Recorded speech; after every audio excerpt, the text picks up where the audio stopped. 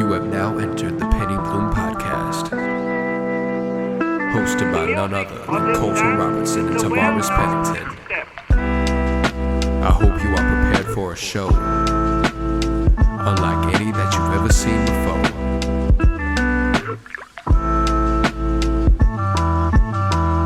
Or heard, I guess it's a podcast. So you aren't going to see anything. We are here. It is I, Colton Robertson. And it is I, Tavares Pennington. This is Penny Bloom. This is a special episode. This is. We're coming at you at 1 a.m. Post Uncut Gems.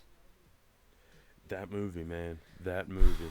We just came out of it, and the credits were rolling. I look over to Tavares and I go, "We need to go back to my house, and we need to do a podcast about this right now." Immediately, if you will. We have to. So that's why we're fucking here, man. And now we're here talking to the void because I just need to talk about it. you just got to get it out. You got to get it out. So, first up, the movie. The most chaotic thing I've ever seen. There were just moments where I just felt so stressed out. Like I was so anxiety ridden. I was just like in the way that it starts, especially like the first moment of actual like film that you get outside of like the arbitrary tangential part of the story, which they portray in like the first 5 to 10 minutes. Once you get to actually meet like the characters of the movie, it's just such a chaotic scene, and I just felt like overwhelmed. I'm like, oh my god, is it gonna be like this the whole time? Like, and what the fuck? And what's funny is like it effectively used those moments. Yeah. There were moments where it was quiet. There were moments where he didn't have everything going on all the time around him. Mm-hmm. And those moments were like the most important moments of the movie. Mm-hmm. But I do think that there was something to like having this like element of chaos happen, because it speaks volumes to what type of story you were receiving. Was the story about chaos, about what chaos births, what births chaos. And in the context of this movie, Uncut Gems, it's really this desire to get to attain, I guess, status. I won't even say wealth specifically, to attain status. And I feel like the characters were all like caught up in their own world, almost their own Absolutely. their own like facades of pride. And because of that, you just see all of these issues like happen. All of them arise between people before it's about really what. Before it's about money, before it's about jewelry, before it's about anything else, it's about these two people who have these ideas about themselves and about who they should be to other people and how they'll express that. So it was really weird seeing that as a character study, because that shit's just fucking intense. So if you have not seen this movie, I'd go ahead and dip. We are going to be spoiling it. Yeah, no. I mean, you can't not spoil it. We have to talk about it. Yeah. You gotta watch it. So first up, I'm gonna read this brief synopsis that I got from IMDb. Charismatic New York City jeweler, always on the lookout for the next big score, makes a series of high stakes bets that could lead to the windfall of a lifetime. Howard must perform a precarious high wire act, balancing business, family, and encroaching adversaries on all sides in his relentless pursuit of the ultimate win. Bottom line, Howard, played by Adam Sandler, is a gambling addict. Yeah. And honestly, when you said that during the movie, because I was like, throughout the entire, it doesn't really occur to you until the end. Yeah, throughout the entire movie, like it's and this is the way that the Safdie Brothers make movies. It seems like is that things just happen, and you need to be you're following just real life events more so than anything else. And so like Colton just points out in the middle of the movie, he's like, I think he just has a gambling addiction. I'm like, yo, that makes perfect sense. Yeah, it's the only thing that could have explained everything that happened in the movie. Because you're just wondering, you're like, why does he keep fucking up? Like, and that was such a big part of the movie. That question. It was, why does he keep fucking up? Yes, I know. And he even admits it multiple times. Like, I fucked up. I admit it. I fucked up. And like, in the context of addiction, I wonder if like that's significant, because like admitting that you have that addiction, admitting that you have like this just like completely like you can't even explain like your compulsion to do these things. You just do it, and you can't stop yourself from doing it. Like, while still recognizing that you're in the wrong usually when you're doing these things. That's a complex question I think that they're trying to answer about addiction with Adam's character Howard. Absolutely. And it was very beautifully portrayed by Adam Sandler. Oh, Adam Sandler acted his ass off in this movie, and you could tell that. Well, you couldn't necessarily tell, but to me, it seemed that most of the time he didn't necessarily want to do the things he was doing. Oh yeah. But most of the decisions he made, where he was placing a bet or going to a pawn shop to pawn off something that isn't his. Yeah. It was a compulsion. It was just like, this is what I do. Like, Yeah. I do this because it's what I do. It's Yeah. not. It's not like I have. He didn't seem like he had any other reason. It was just, I do this because I do this. Yeah, exactly. And they gave that little. They have this speech that was in the previews actually, where he's just kind of like, This is how I win. This is how I win, right? And that was honestly, I think that'll be an iconic speech in a couple years. I'm gonna go because back like and he watch was that. giving that speech when he was talking to KG, And you could tell it was important. Oh, I was getting goosebumps. Yeah. I was like, oh fuck yeah. Yeah, no. Oh, fuck yeah, and Howie. he's just talking about how like, hey, like, like you go out there, you're trying to shoot baskets, you're trying to make shit, like, you know who you are as a basketball player. Well, I'm out here trying to make money, and this is how I do it. This is my game. You're out here making money by through basketball. Because I'm making KG money came in through that diamonds. bitch and he was yelling at him. He was like, "Yo, what you doing?" Like, yeah.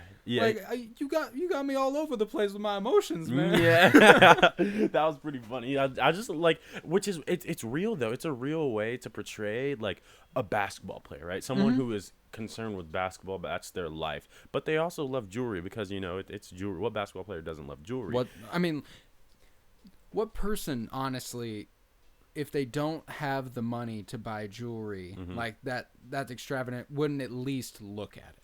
Like, that's fair. Jewelry's beautiful. Yeah, Objectively, exactly. people love jewelry. Yeah. Like, that's just something that's society. It is society. I don't know. And like, and the reason that like KG seemed to love this jewelry, and the reason Howard seemed to love this jewelry was it seemed like it literally spoke to them. Yeah, it did. And like you could tell that KG was just like touched. He was touched, but the way that he dealt with it, like at first he's like, "Yo, like let me hold on to, like, come on, bro." Like you've had someone like all of it was very. All of it seemed like it was so centered around like addiction. Like Yeah, it all yeah. really did. Like because like KG, as soon as he saw it, was like, "Man, you gotta let me hold this. Yeah, for the let me weekend. hold this. Let me Like, hold come this on." for the weekend." Uh-huh. I'm like, man, like you just looked at it. It's a rock. Like it's uncut gems. Like it's literally uncut. Like you're holding a rock that is valuable, but only Extremely valuable. Yeah, but it's not in its final form yet. Like it's not something that you can. He just wanted this fucking rock. Like he just wanted to look at it, to hold it, to have it. It is absolutely amazing that Kevin Garnett was as big a part of this movie as he was. Oh yeah. And his character arc was that he needed a rock to play basketball. One of the most important characters in the movie. Absolutely. And what's crazy is he did really good in this movie. No, he did. It almost seemed as if he was like... It seemed like this was like a direct depiction of something that happened. Yeah, and I totally feel like he like separated himself from just like what KG is in real life, because every vibe I got from KG in this movie, I was like, I feel like KG isn't really like that in real life. Yeah. I've heard KG's a dick, honestly. Well, yeah, and Kevin Garnett is like notorious for being like one of the biggest shit talkers of all time. Yeah. He famously told Charlie Villanueva that he looked like a cancer patient during a game. Like, that is serious fuck shit. Yo. That is absolute fuck shit. This man, no. like, when it comes to basketball, this man does not fuck around. Yeah. Okay? So it also made sense why he needed that goddamn gem so bad. That's and true. like you said in the when you were doing the research about this movie, how the Safdie brothers wrote different scripts for different basketball players. I'd be willing to bet the way Kevin Garnett handled the gem was not at all the same way these other basketball players would have handled the gem. Yeah. Because if you just watch Kevin Garnett, he is obsessive. Like it seems like he is obsessive. No, it does. It does. Because he's always been just like one of the more intense competitors in One any of game. the Like most intense. yeah, and competitors. like you just like KG is gonna ball out like no matter what. Like honestly, like He does what he needs to win, and He like does what he what needs he to felt win. like he needed to do in this movie mm-hmm. was keep a rock in his locker. Exactly. He was like, I don't know if you've ever seen the baseball movie Major League, No. but you know the guy in the Allstate commercials. Yeah. He plays a character in this movie. Crap, what's his name? I'm looking for it right now. He plays Pedro Serrano. Pedro Serrano. Pedro Serrano, and Pedro Serrano is obsessed with voodoo. Oh shit. So he has a shrine in his locker Oh my god. that he thinks makes him play better, What? and it's dedicated to his baseball bat. Okay.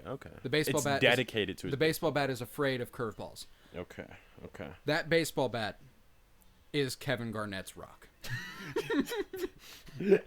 Apt metaphor there. Yeah. There you go. But anyways, KG had a phenomenal performance. But let's talk about Adam Sandler. If you haven't seen Adam Sandler legit like, not saying that his other movies aren't legit acting, like of course they are. He's a great comedian. He's a great he's a comedic comedian. actor. Yeah. This dude can act dramatic too, though. Like Don't he doubt it. acted his ass off. Bro. I've never, like, there was never a point in this film where I felt like I was looking at Adam Sandler. I felt like I was looking at Howard, his character. Yeah. It's so rare for me to come out of a movie with such a big name as Yeah. the main character and me remember their name. Exactly.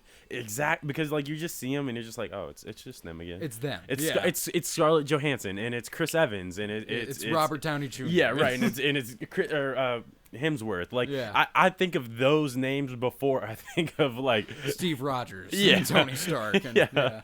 And it's like that was not at all the case for this movie. Mm-hmm. And I'm really glad that they did like just this kind of one-off with this like just very direct and succinct message, because it's I think powerful in that way, because it takes all of these people who like think about KG, think about Adam Sandler. I haven't really seen Lakeith Stanfield play a part like quite like this before. It was interesting. But they really like took these characters or these actors and put them in a different one of the other main characters in the movie, Julia Fox. Yeah. The actress Julia Fox. Yeah. It's like her second credit. Second acting yeah, credit. second and the acting first, credit The first ever. acting credit was a 10-minute short film. Yeah. No, and like they really like went And raw. she was good too. Yeah, no, she was really She was good. amazing in this movie. I Like loved her. I thought, like I was like, how have I not heard of her before? I Like, thought I had seen her before. Like, what if she blows up now? She should. Yeah. I think she should. And she's really hot too. Oh, I mean, beautiful, Like, beautiful, it's- beautiful woman. Like, holy, Yeah. holy fuckity wow! Like, she is a gorgeous woman. Yeah, no, it won't be hard for someone to be like, yeah, no, I think she should be in my movie. Yeah, and she popped up on the screen 3 different times early on in the movie, Oh yeah, yeah, and we thought it was 3 different people. yeah. And in each way, she was beautiful in a Yeah. whole new way. I know.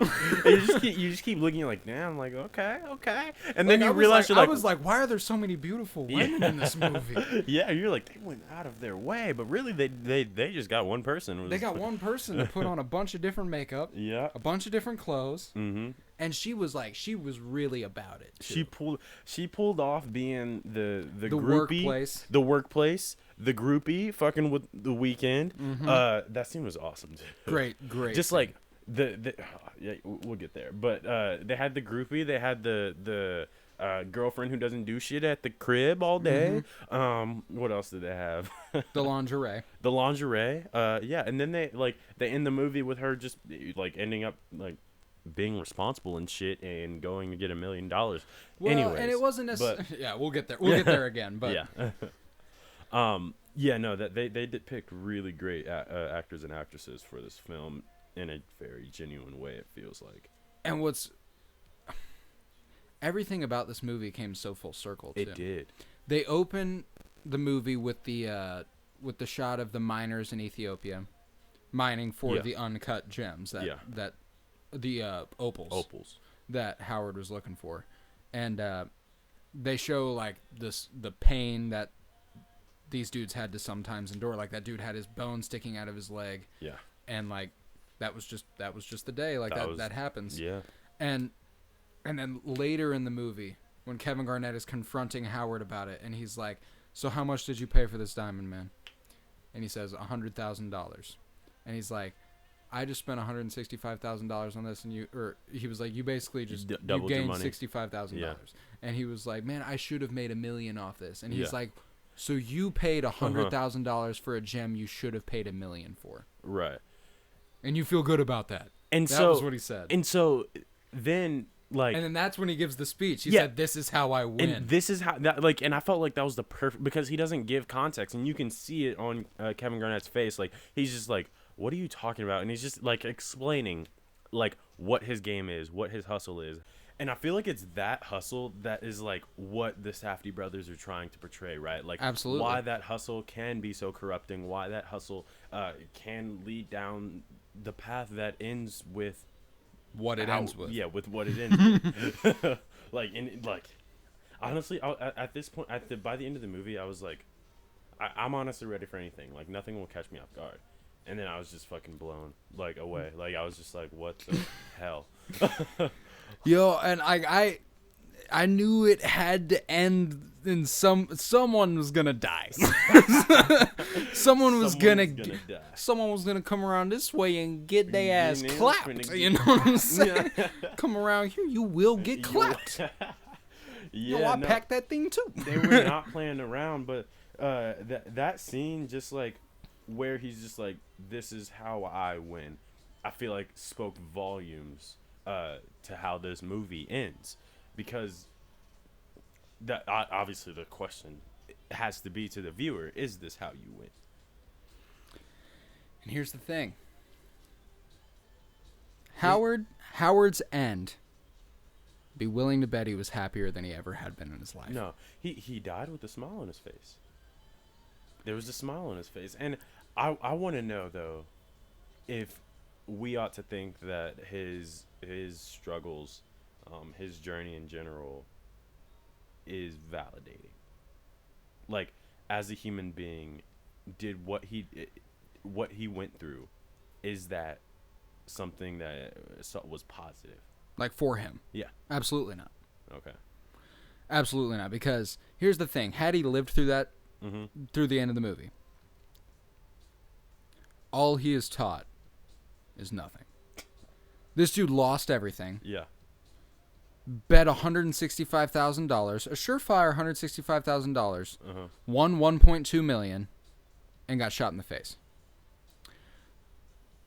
If he doesn't get shot in the face, he just returns to that cycle. There's no reason for him not to. He was already starting to, if you think about it.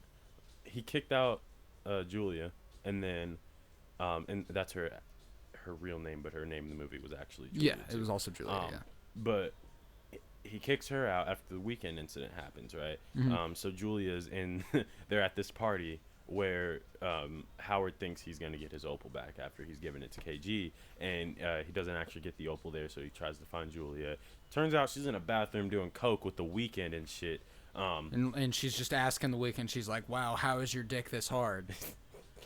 That was weird. Honestly, the Weeknd was making some pretty expressly unwanted advances. And she kept saying no. Is that like a normal experience? I think it is, and that's sad. It is, isn't it? Because like she said no a good 4 times. 4 times. Given right after the 4th no, she grabbed his dick. It looked like. Did he force her to do that? Well, so he like hugged. He was not that close to her before that. Oh, and then he got. I don't think she just straight up did, because if she was going to straight up do that, she wouldn't have said no 4 times. Like that's bullshit for someone to be like, "Oh, I'm gonna touch your dick," but you can't even like that kiss me bullshit. on the cheek. Like that doesn't make sense. So I'm thinking he just kind of like brushed it on there, which is even more. All of it, it's some serious fuck shit. Abel did some serious fuck shit. No, but the thing is though, like the Safdie brothers are great, because this is just another example of them telling a genuine story. Because, like, apparently this is the way that it happens. Like, and I mean, I feel like if you ask like women about that, like they might corroborate that idea.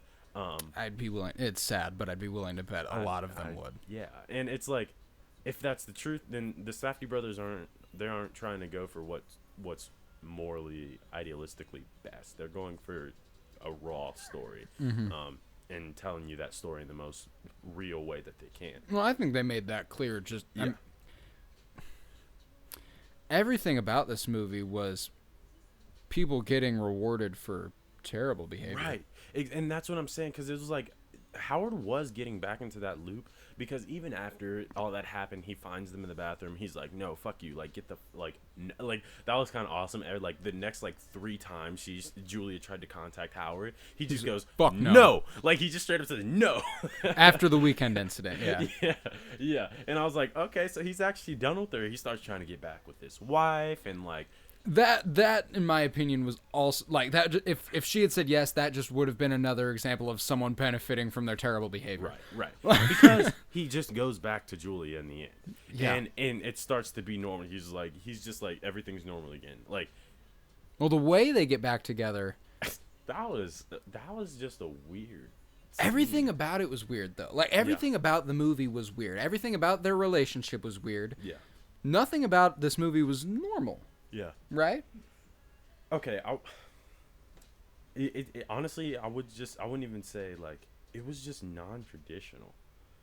But that's what's sad is like it is non-traditional,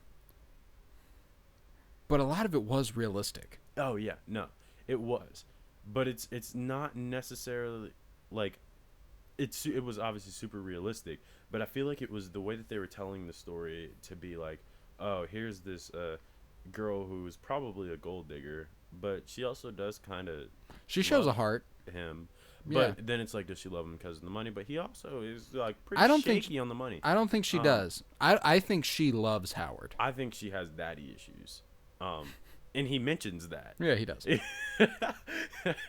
She's like, you're my home. He's like, you gonna go back to your family? Oh, that's right, you don't got one. I'm like, oh my god. Like, god damn, man. Chill. And, like, this is in the process of him kicking her out of his apartment anyways.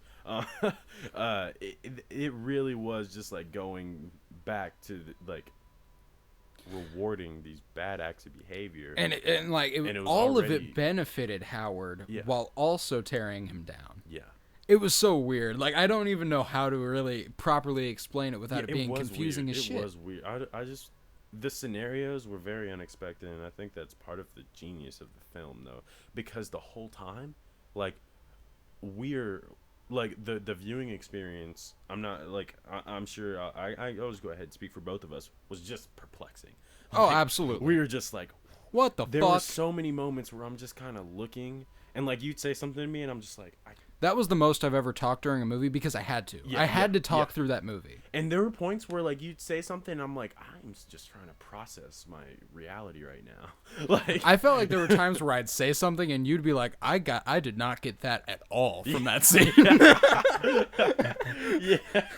Yeah, no, because it was just an experience that I feel like was tailored just for being an experience. Like, you think about watching a movie, you think about following a storyline. There was nothing. Obviously, there was a storyline to follow. It's a plot. It's a movie. But the best way to watch this movie is to just watch it. Is to just, like, be free flowing, let things happen. Don't think about it. Don't think about it. Do don't not expect think. anything. Let it hit you. Yeah. And then just look at it and be like, oh. So that's how that's happening. So that's makes just sense. take everything as it happens, and by the end, you'll be satisfied. But you do have to focus. Oh, absolutely. Because there are definitely parts where, like, they'll say something really quick, and you're like, fuck, what did they just say? Yo, there was a lot of stuff in this movie that I definitely didn't hear. Oh, yeah. No. There were points in the movie there was so much noise happening. Yeah. That, like, and their accents were thick as fuck a lot of the time, so it was just kind of like, sometimes I'd get a few words out of what they were saying when it was really loud, and I got the general idea because they were showing enough on the screen that like showed what they were doing, so I was cool. But like, they'd all be talking at the same time, and I'd be like, oh my god, dude, I have no idea what the fuck anyone is saying. That was And that was mostly the stuff in the jewelry store. Yeah.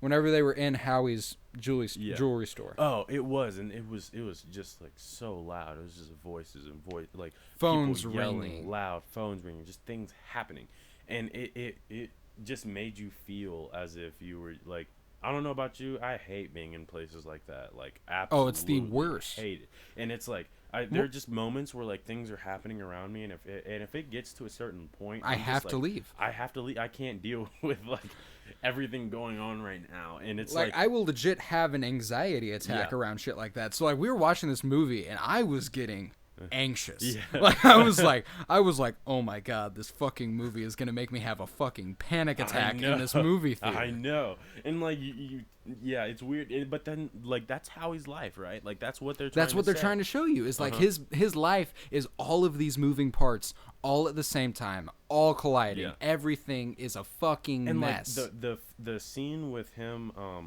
on the phone the morning after the weekend incident, and his phone's just oh yeah, and he's switching and switching and switching, and I'm just like, oh my god, like this really is his day-to-day life is just waking up and dealing with all this shit, and a lot of the shit he's gotten himself into. Fair. 100%.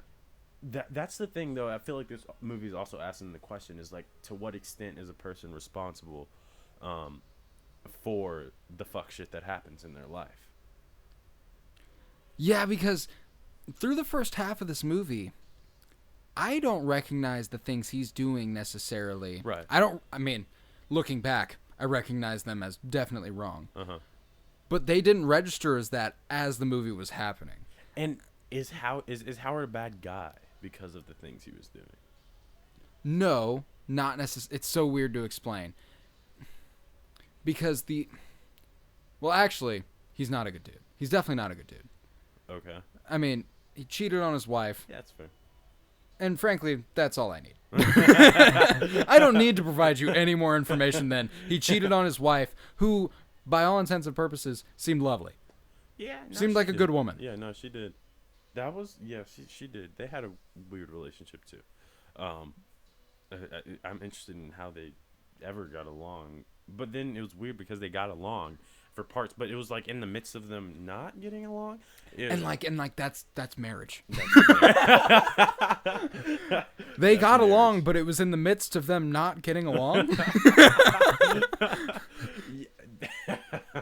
That's funny. But yeah, no, he was not faithful to his wife, or his family in general. He was faithful I felt to terrible for his kids. himself. But he was just looking for the big win. Yeah. And honestly, like that can be what made him cheat in the first place. Is like he was like, well, I got a wife. Well, I wanted to know why he wanted to win. Because we didn't get into that much. They don't answer at that all. question. Or they don't even begin to. It's almost as if it doesn't matter. And that's what makes you believe it's just an addiction. Yeah. No. Like that's all it has to be. And it makes sense for that purpose. But I feel like because I want to feel like Howard was a good person because I was rooting for him. Yeah. I wanted him to win. Yeah. He was whatever that ultimate win he was talking about. I wanted him to get it. It was just he was a good person with a different set of vices. But like just for a part that like resonated with me was like when he was talking about like he multiple times throughout it he says I was gonna do this but I didn't have time. I was gonna do this but I didn't have time. And it's just like, well, of course you didn't have time. Like you're just fucking like slammed with chaos every day that you go into things. And I'm glad there was actually one thing that he like full ass forgot about. Oh yeah. When he forgot about KG's ring. Yeah. I forgot about it. I didn't. The entire time in the back of my head, I was like, what the fuck is he going to do about Kevin Garnett's ring? He hasn't gone back and gotten it. Yeah. I was like, is KG not going to return this rock and he's just going to keep his ring and that's that? Like, yeah. No. But I'm glad that when that came up and KG got to the story, he was like, all right, where's my ring? He's like, fuck, the ring. Yeah. He's like, I definitely did not get the ring. No, but like that part was just weird because it's like he did have time. And it's like every time you use like an excuse like that to say I didn't have time because like you're saying I didn't have time because of the chaos that you're facing elsewhere. But it's like, in what ways did you like make the effort to do this at all? Make the effort to do this at all, or even cause that chaos which distracted you from accomplishing this objective? And it was weird because like it just felt so real. Just his his struggles as a human being dealing with running a business, it seemed like things that most people who would run a business probably start to get some sort of iteration of Yeah. just having the phone ringing off the hook, having people just shouting and shit, and having to deal with family, and then having to deal with your personal life, and then having to deal with other people, and then one of your workers being like, dude, what the fuck, and like you're just so caught up in this thing that you've been working for 17 months on that you can't even focus. And it's like all of this is just like building up, and I don't know, like you just as the viewer, like you feel all of that. Absolutely. Like, I felt everything. Yeah. There were moments in this movie that like almost made me cry, and I didn't know why. I was like, like that moment where he did the ugly cry with Julia in the chair, and they ended up getting back together. There was a point like at the very beginning of that where I was like, man, like right when he broke down, because I could tell when he like didn't look at her, it wasn't because of the shit that was on his face. It was because he knew that if she saw it, it was one of those things where if she had gone, "Are you okay?" he would have broke. Yeah. And that was that, because like, let's be honest, we've all been there. Yeah. Someone asks, "Are you okay?" And you're like, "Fucking no, I'm not okay." I'm not. I've been better. And you can tell that's like exactly what he was avoiding, and I could tell Yeah. the entire time that that's Oh, what he yeah. was avoiding. Then he didn't even turn around, and he was just like, and I was like, "Oh fuck, man!" Like this, Yeah. and he's like, "I'm so fucked up. I keep fucking Yeah, up, and I I don't keep know fuck- why I fuck up. I just keep fucking up, you Yeah. know, and I fuck up all the time." And it was just like, it like him saying that, him verbalizing that, I felt like was pivotal for his character, because it's almost like he was constantly in that state of knowing he fucked up, but he'd get that win. And as soon as he what was it that happened at the end of that scene? And because like the mood completely shifted at the end of that one. Like he was really sad, and then something happened, and then he was like, "Fuck." The phone call came in that KG wanted to buy the gym. KG wanted to buy the gym, right? So After he outbid him. We haven't explained, like, I mean, I guess if you're listening to this, you've seen the movie at this point. We don't need to. Never mind. yeah, but he gets that call, and then everything's good again. Everything's perfect. Like he's not as much of a fuck up anymore. Like he's just like, it's good. We're gonna make it work. But it's like there were a lot of other things that were causing the problems in his life, and then he gets this win, and it feels like it's all okay. It's enough, yeah. And then it's what if that's part of the addiction itself, is this idea that with gambling, with betting on arbitrary sports games and winning some amount of money, you can get that short and sustained win. Meanwhile, his life is falling apart. But as long as he's getting that gambling win, he's getting a win.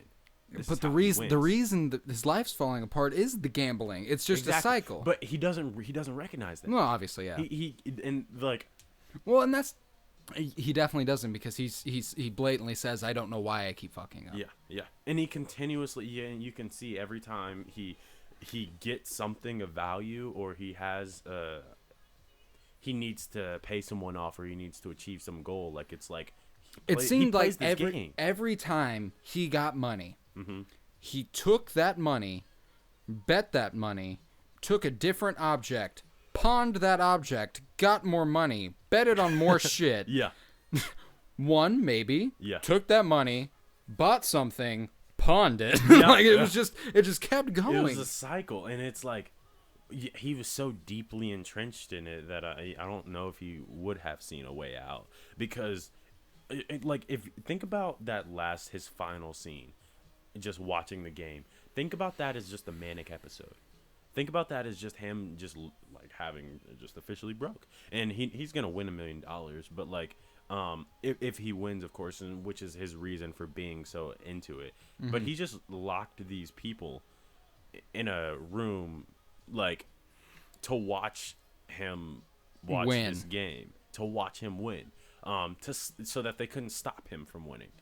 He thought. Yeah, until they put a bullet through his fucking face, Yeah. or that one guy did. Yeah.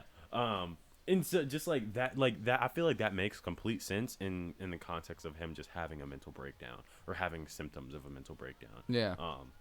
Which would happen if you've just been stretched to such lengths with your involvement in these activities that you can't see your way out. So you're just like, this is it. Like, I'm a fuck up. Tomorrow, like maybe something good will happen. Tomorrow, maybe something bad will happen. You know, and when that does, I'm gonna be like, fuck, I fucked up. I'm gonna fuck up. It's terrible. Then something good's gonna happen, and I'm gonna be You're like, like, it's all oh good. shit, I'm on top of the world again. Yeah. And that was exactly what he did all throughout this movie. Exactly. And it's that is a dangerous part about addiction, is just like not being able to see out of the loop, because like once you can see out of the loop, like the world is opened again. And this movie, man, It really cut deep. it cut deep. And like and the title was just so fucking fitting. It was.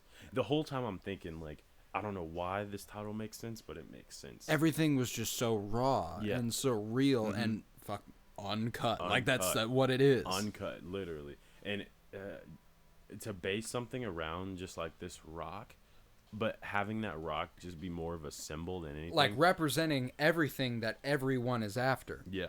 I think that was just beautiful writing on their part. That rock was the win. Yeah, it was. And it was the one that he pursued beginning to end, basically. Damn, man. Like, it was a good movie. It was a good movie. No, this movie I feel like is one of those where sometimes I feel like, and honestly I kind of had this a little bit with The Rise of Skywalker, but sometimes I'll be watching a movie and I'll get like mostly through it, and I'm just kind of like, it feels like you're just going through the cycle again of the movie cycle of the plot, absolutely, of like the climax, like rising action, all that other shit, like you go through that for sure.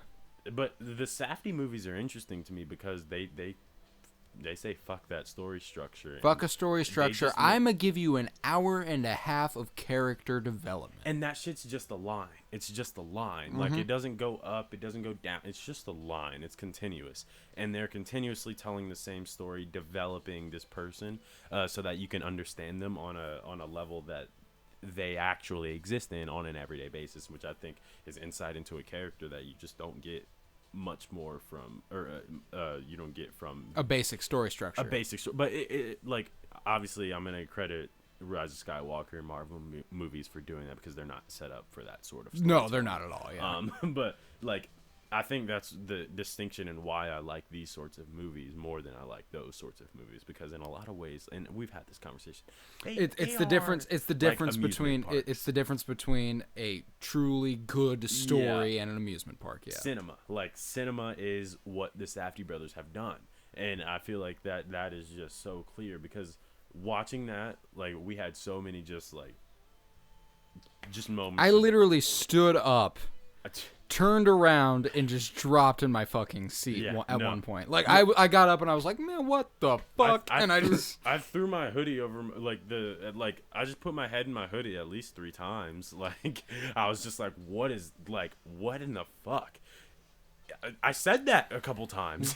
Yeah, we had one other dude in the theater passed out out at some point in the movie. I was wondering if he was hearing us, because I feel like we were being kind of loud. There were points where we were kind of loud. But then that's the beauty of being in an almost empty theater. Because I mean, fuck it. If he heard us, he didn't say anything. That's true. That is true. It's fucking over. Yeah. Done some. He's probably woken up by now. I hope so. We walked right out of that theater. I thought about trying, like, maybe saying something, but I was like, what if he's not asleep and I'm just like, you walk over, you look over at him, and you're like, oh, sorry, sir. I was like, that'll be awkward. Hey, good on him for coming to try to see the movie. Yeah, I mean, a 10 p.m. showtime's not easy. It's not, especially by yourself. No, not at all. Like, I think I would have fallen asleep had it not been for having a partner watching the movie. That's true. It was definitely more interesting that way. And we had a lot of candy. We did have a lot of candy. It's probably why I'm not feeling any, like, tired at all. I'm not either. I'm not at all. This movie just got me hyped up. Yo, like I said when we walked out, it reminded me of the way I felt after watching Blind Spotting. Yeah. Like, just like the entire time I was so damn anxious, and Blind Spotting, man, that movie. It's crazy. It's crazy. We but should like, watch it and talk about it. We should absolutely. We should do another one of these. But it was the exact same feeling. It was just this feeling of, I walked out and everything was just done. Yep. And I was like, I'm fucking spent. I'm spent. I am done. Like, this movie drained me Yeah. because of how just nervous it made me the entire time. It was super, and you didn't even really know why. There were moments where completely normal things were happening on camera, And but you the were nervous music- as fuck. Yeah, they start playing some tense music, and you're just like, what? Like after KG bought the rock from him. Oh, I didn't think we'd see it again.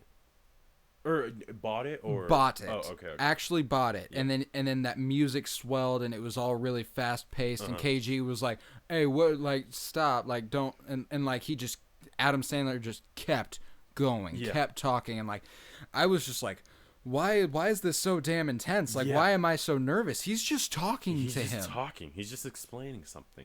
And then he'd also It was during one of those manic episodes, yeah, though. it was. He was definitely just kind of like It was one of those breaks where he was like, I have to go make this bet right now. I have to go make this bet, and he literally like, that was weird though, because just think about that too. The way that he makes that bet is him explaining how he plays the game, and then him being like, we really do the same thing, and because of that, I'm gonna bet on you because I know you got this rock now. I know how you're feeling right now about this rock and about the game tonight. So. Because that's how I feel about you, about feeling the rock about tonight. Yeah. Yeah. No, but he's just like, we both get it. All right, so let's get it. Like come on. Exactly. Like he was like, and I really thought KG was gonna fold. Oh yeah. Mostly because I can't remember that playoff series. I can't either. I can't remember that It was playoff real series footage, at all. 2012 Eastern semis. Yeah, and I could have swore Philly won that series. I could have swore Philly won that series. They did too. So at the end, I thought when he was like saying all that really intense shit to Kevin Garnett, and like when I was getting really anxious for seemingly no reason, I thought he was just trying to psych KG out. Was gonna bet on the Sixers and win. Turns out, bet on the Celtics and win. Either way, I thought he was gonna win. Yeah. And also, either way, I thought Julia was gonna die. Really, I didn't think Julia would die. It seemed like she was kind of like almost too innocent to die. And that's it. That's why I thought like she'd be the perfect candidate to die. Yeah. Like I thought he was gonna win it all. He was gonna get that 1.2 million. Mm-hmm. He was gonna be like, "We're running away together, baby. Let's do it." And then that guy that dude called earlier in the movie was gonna walk up and shoot her ass. Like I thought that's what was gonna happen. Damn. Yeah. And then he would have, and then like I thought it was gonna be like a redeeming story. Like he was gonna be like, "Shit, maybe this money wasn't really what it was all about. I really liked her." Yeah. But no, they were just like, he won $1.2 million. He's riding high. He's gonna go bet again. Nope, bitch. Nope. Dead. Did they ever answer what exactly he owed money for? Like, I think it was all debt. It was all debts. It was all gambling debt. Okay. I'm pretty sure. I'm fairly certain. That would make the most sense. That was, and like we haven't even mentioned the part where his I don't even know how he was related to him, but one of his family members, was that his dad? Are we sure that was his dad? I do not know. Okay, there is another person who was part of his family for sure, who was one of the people who were mainly after him, trying to collect, and he ends up dead, shot with him. Yeah, because he shoots him in the head, and he's just like, whoa. And that's another angle of this story, that like chasing that win, the win of getting their money from him, led to his death. Yeah. No, and I think that would have fucked him up had he survived, even still, because he obviously didn't like him much, but he's family. He's family. Like and there were a lot of moments in this movie where he did not seem confident in what he was doing. Yeah. Howard even talks to him when they're alone. He's like, not so tough without your buddies here, huh? Yeah. He's like, you can't do shit without anybody around you. Like, and it was because that dude literally was spineless. He didn't have the guts to do what he needed to get his money from Howard. Yeah, exactly. And it led to his death. Yeah, which I thought was a really weird thing to throw in, because it almost seemed like it was them just being like, the reason that Howard died is the same reason this guy dies. And this is the message that we're trying to tell you, is that once you get caught in this loop, you don't get out. Like you get out, but not in the way you want to. Yeah, you die. You lose your life. You lose everything. And like it was so good. It was. This is definitely a solid first ranking, 9.5. If I see it again, I'm definitely probably rated a 10. 100%. It's just one of those movies. One of the easily a top 5 movie in 2019. The music too. The music, bro. They were playing all like everything. So it's set in 2012. Yeah. And like it embodied 2012. Mm-hmm. Oh, I wonder if that Rich Homie Quan song though. Couldn't buy me, made me feel some type of way. Okay, so that was definitely 9th grade, right? It came out in 2013. Which would have been 8th grade. 8th grade. Okay. Damn, I was in 7th grade in 2012. 2012, 2013 would have been our 7th grade year, yeah. That's a decade. We literally grew up this decade. Yeah, we definitely did. Wow. It's crazy to think about. It really is. That's really why when like all this like the best of the decade stuff comes up, it really like hits. Yeah. Because the shit that happened at the beginning of the decade happened when we were children, small children. Still small children. At heart, yeah, we're still small children. Like I will always just be a small. My knees and my back are speaking differently now, but yeah. I am a small kid. Yeah. I'm a small kid with a big body. If I was a little kid and I watched this movie, I don't know what I would have thought. Like I would have just kind of been like, "Huh, okay." I don't think I'd ever gamble a day in my life. Happened. Oh yeah, I don't think I'd ever gamble a day in my life. Oh yeah, no. I would never I've bet. Never felt the impulse to be like, let me go, like, see if I can waste this money real quick. I'm gonna go bet on the ponies. I've never understood why that was a huge thing. Betting on horse horses. races. Yeah, it's an interesting one, and I don't know either, but. Sports betting is a huge industry. it is. And it's getting legalized everywhere. Yeah, no. Everywhere. I wonder if this is them saying that's bad, or if it's just a random story. I feel like it's probably just a random story. It's a random story that shows the dangers of what could be. Yeah, definitely. And gambling addiction definitely is something that's very problematic, and I'm sure destructive for 100%. a lot of people. Because, I mean, any addiction is that's true. Troubling. That's true. But Uncut Gems really portrayed that addiction well. Because, really, the way you watch this movie is from Howard's perspective. Yeah. Essentially, right? 100%, yeah. So the fact that you didn't even realize until I mentioned it, and I didn't even realize until I literally thought of it the second before I said it to you. Yeah, we didn't realize it was an addiction because he didn't realize it was an addiction. Yeah, exactly. And that makes perfect sense because like this whole thing is from like we are with him in every moment where he's pleading, where he's like trying to explain his side of it, where he's trying to be like, no, like give me another chance, but we're not getting it from everyone else who's like hesitant to give him these chances because we don't have the years of history obviously of knowing this cycle. Which is a great way to tell the story, but I think that the way that people react kind of to when he's kind of like, oh, do this for me, please, like I'll do this, and like there's always just kind of like, again, the only person who didn't put up with this shit was his wife, soon to be ex-wife. And I mean, you know, isn't that usually the case? Like, it is. It is, and to be honest, the root of the problem is probably the gambling. We don't know like his backstory or anything. Yeah. But I got to imagine that him straying from his wife had to be the root of his failure. Oh yeah. Yeah, I just think him straying from his family.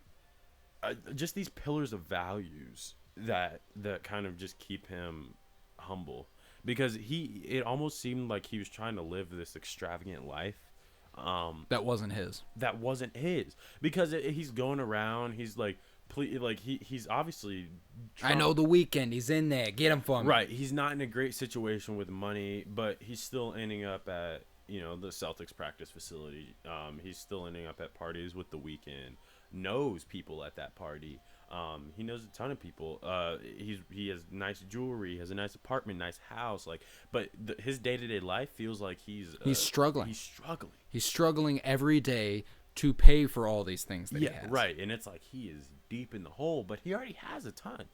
But he is in the hole. And that's what the whole movie was. Yeah.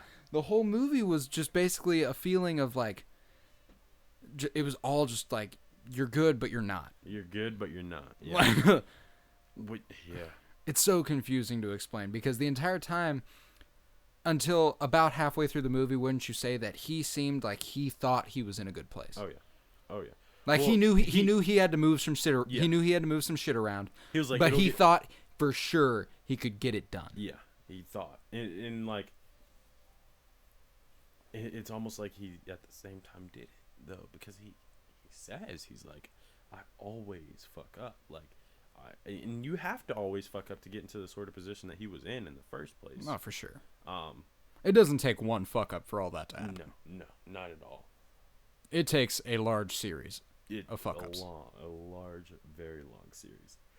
I was thrown off by the fact that the debt collector was literally someone who was in his family. I was like, that was a twist that I did not expect. Well, I think that's who the debt was owed to. Mm-hmm.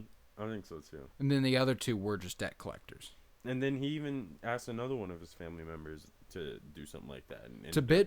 To up it or push up the bid for the gem when Kevin Garnett was going for it, and they were like, because it was originally valued at, or according to him, it was valued at $1 million at least. Yeah. And then they put it out there for 155 to 215,000, which reasonably. You're pissed. Like that's a lot less. I'm out on $800,000. Like, come on. Fuck. But that would have been one of those moments though where I was just kind of like, well, I mean, I did pay $100,000. Exactly, and and that was a crucial bit of information that I hadn't even considered was how much he spent on it. Yeah. He was so worried about making this $1 million that in my head, I guess I just assumed he spent thousands and thousands of dollars on it. I bet that's something that's just really real for the jewelry industry is like people have this thing that they got for this set price, but then they're gonna try to resell it and be like, no, it's worth this, because this is how much I need. Yeah. And so like that, for that reason alone, like I feel like there's a lot of shady things that happen in the jewelry business, and that's why they're on like locks, like they're on the fucking. That's why there's a diamond district. That's why there's a diamond district. I was just reading something that said that the Safdie Brothers, when filming this movie, they were trying to get into the diamond district, but it was really hard to film there because you're not allowed to be there. You're not allowed to. There are so many places in a jewelry store you're not allowed to go or to see. And they wanted to film a movie showing all of these secrets. Let's go into these vaults and just videotape you heard things. Of trade secrets, my guy? Like, the story I was reading was talking about how they found out that there was actually this restaurant in the Diamond District that exclusively served people who worked in the Diamond District, like jewelers and jewelers. Yo, I had a tough time too. I was like jewelers. Jewelers. I was picturing the word and how it's spelled and saying jewelers. Just let me hit the jewel, bro. That's basically the movie in the nutshell. Wait, is there That's something? Basically Kevin Garnett in a nutshell. Let me get the jewel, bro. Hey, bro, can I hold your jewel? Can I hold your jewel? Can I hold your jewel real quick? No, but is there something to Jewel? Something to think about. William Jewell. It all connects. For those of you who don't know, I attend William Jewell College. Yeah. So we'll see. Actually, I haven't actually enrolled for classes next semester. No shit. No. We'll talk about that later. But Uncut Gems, man, that was a great movie. It was a great movie. Totally worth the watch. I might even go see it again. I will go with you. Okay. I will. That was so fucking good. That was just incredible. This is one of those movies where I see and I immediately think of people who I want to like see this movie. Like like when I first saw Blind Spotting, like I knew You were like, Colton needs to see yeah, this movie. I was like, yeah. And then like this one, I'm thinking of honestly Bryce. Bryce definitely would need to see this, and he fucks with Martin Scorsese. Okay, yeah. Executive producer of the movie, Executive Martin producer, Scorsese. Yeah, it was. It felt very So, Scorsese-esque. I didn't feel like Lakeith Stanfield's part was as big as I thought it would be. Well, it was big in the beginning. First half of obviously, the movie, he but was a huge part. I've of the never movie. not liked Lakeith Stanfield in the movie. I didn't really love his obviously his character served a purpose. He did a great job acting and everything, but I just didn't love like who his character. Oh, was. his character sucked. His character he was a annoying as shit. douchebag. I was Like- fuck this guy. Because through the first half of the movie, like I said, we were watching it from the perspective of Howard. Yeah. So the entire time we're like, man, everybody else around him is kind of fucking up on him. Yeah, exactly. And then you have the realization about halfway through the movie, you're like, oh shit, he's Howard's fucking just up on fucking everybody. himself. He's fucking up on himself, fucking up on everybody else. Yeah. Like, but like through the first half of the movie, Lakeith Stanfield's character, I can't remember. Damani. Yeah. Damani. He was like he was really protective of Kevin Garnett and the Jewel, which I didn't feel good about, but it was partially because I forgot about the fucking ring. Yeah. I forgot that he took the ring as insurance. He was gonna return that gem. Exactly. That's his fucking championship ring. Exactly. I don't know why I was worried about it.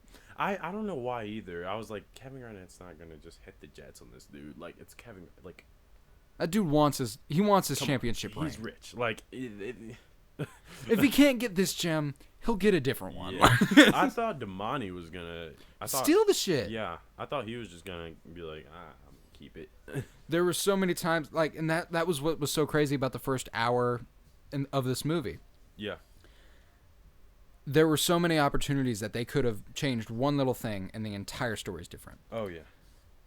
Oh yeah. And like the entire time, if you are watching it, and you're going, all right, I think this is about to happen. All right, I think this is about to happen. Which is what I did for the first half of the movie. Yeah. At some point, I just gave up. Yeah, I was you like, just can't- because this specific movie, I could not figure out. The first half, I was really trying to pin down where it was, like, what vehicle, if this makes sense. I was trying to pin down what vehicle the movie was operating within. Like, where was it headed?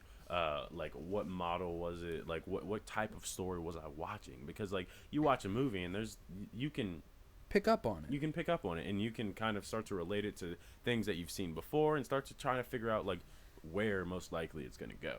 You didn't even have any sort of foundation for deciding what the basic principles of this movie were in the first 30 minutes. You were just kind of watching this dude struggle. And we don't fully understand why until the very end. Exactly. But the first time we see Howard in this movie, he's receiving a colonoscopy. Yeah. And we saw the inside of his rectum. Yeah, that not something I ever thought I'd see. And it felt very pointless. It felt did. like, why am I seeing this? It did. Why on earth am I watching this? And at the very end, when he gets shot in the face, the last shot is them zooming in on his bullet hole and them going into the universe that the opal showed. Yeah. Like it was the full circle. Like And I everything. It was a cycle, like the cycle of addiction. Just everything. Yeah, no, 100%. It was just a fucking cycle of shit. That It was they a great resolved movie. Perfectly. It was a great movie. Yeah, 10 out of 10 recommend. you must watch. I'm mad this came out the last week of 2019. I'm not. Came out when it came out. Came out when it came out. Yeah. Still No, one of the but best movies of 2019. I 100. But like, it almost feels weird saying that because I'm like, but like, because it's like this movie just comes out the last week and you're just like, it's best of the year, one of the best of the year. It's just like, See, but a year from now, you can look back and be like, Uncut Gems is the best movie of 2019 and feel fine about it. That's fair, and I think I will. It's strong. probably It's strong, dude. It's probably one of the better, like, even for as shocking as Once Upon a Time in Hollywood was in theaters, we weren't even near how shocked we were watching this movie in theaters. And it really did. Like everything about it reminded me of our viewing of Blind Spotting. Yeah. The entire time, I was on the edge of my seat, and I was just like, exasperated. Just like, fucking holy shit. Yeah. What are we watching? It was something. It was amazing is what it was. It was amazing. There you go. Well, I don't have anything else to say about it. I don't either. Well, I have plenty else to say about it. I just won't. It's been an hour. It's been an hour. That's a good review. For sure. 100%. Well, this has been a special little one-off episode of the Penny Bloom Podcast. I'm Colton Robertson. I'm Tavares Pennington. And we thank you for living, everything. For just being alive. Yeah, thank you. Thank you. You do good. You do good. You good. You do good. Love Me you like. 3000. I love you 3000. Aw. Oh. It won't stop. It won't fucking stop. Holy. Oh my god. Fuck. Ah!